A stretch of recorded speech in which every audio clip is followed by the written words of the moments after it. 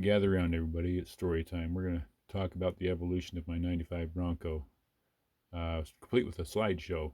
So there'll be more pictures to come in just a second here. But first, we'll start with a little bit of a history. Um, Originally, I had a '90 Bronco way back when, and I was looking for some parts for it, and I found somebody advertising parts.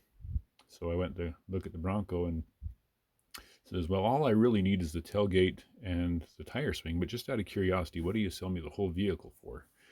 And the guy's like, "Oh, well, scrapyard will give me $350, so I'll sell it to you for that." And I says, "Perfect." So I talked to my wife, and we went and bought it because it was in a lot better condition than the one we had as far as the cabin and the seats and all that, and plus a newer vehicle. So the story was is that it had. He told me it had a blown head gasket or something like that, and I can't remember all the details. Pushed bent rod, or I don't remember. But anyway, he thought the engine was toast. So I had a used 302 that I could throw in there, and it was somebody had already taken the steering components off the front end and the radiator support and grill and the hood. But I already had those parts too, so took it home, put those parts on it, pulled the engine out, and just for fun, I wanted to see what the carnage looked like. So I pulled the oil pan off the bottom of the engine and found that it didn't have a thrown rod or any other internal engine damage. It's just the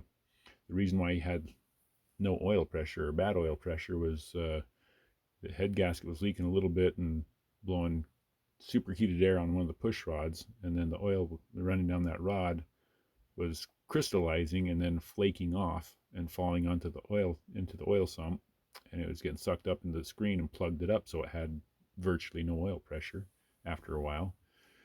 And the only real damage was a little bit of scarring on one of the cylinder walls. So I took apart the engine and used a honing tool and deglaze the cylinders and measured everything, and it was in really good spec, factory spec. So I put a stock rebuild kit in it and drove it for a lot of years like that.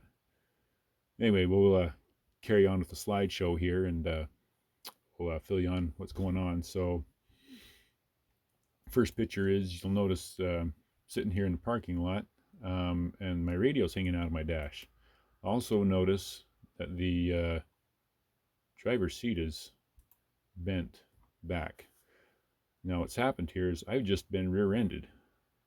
This happened back in 91 or 2001, sorry, and we'll show you some more pictures here in a second. But anyway, um,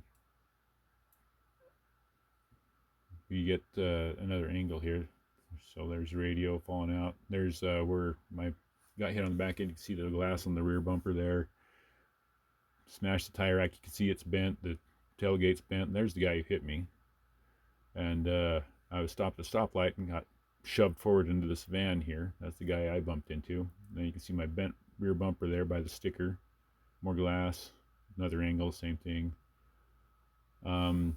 There's my bent frame. I didn't tell the insurance company about that because I didn't want them to total it.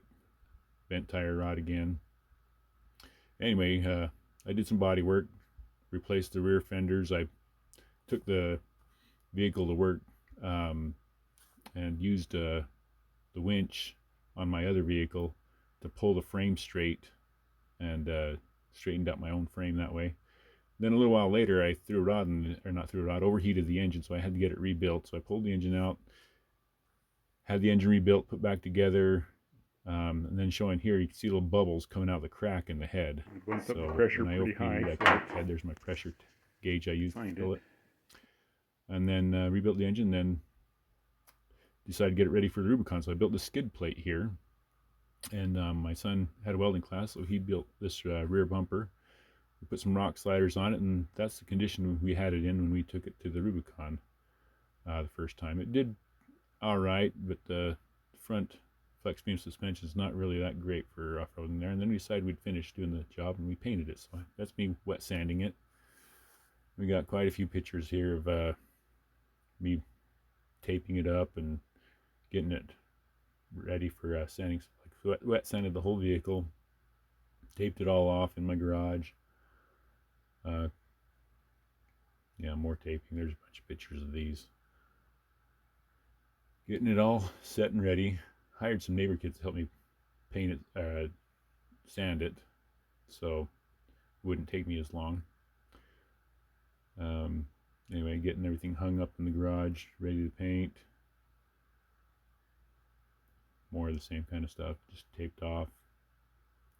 Notice I took the tailgate out of the bed there and hung it up as well. Put uh, plastic over the tires and all that. There it is, all hung up, ready to go. So soon here you can see, there it is, pictures of me. Got the primer on now. Another angle, same thing, primer. Um, Went back to the original color of Oxford white.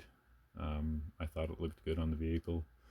I kind of how it was half tempted to go to camouflage. I love camouflage, but anyway, there it is, pulling it out of the garage and getting ready to pull all the masking off.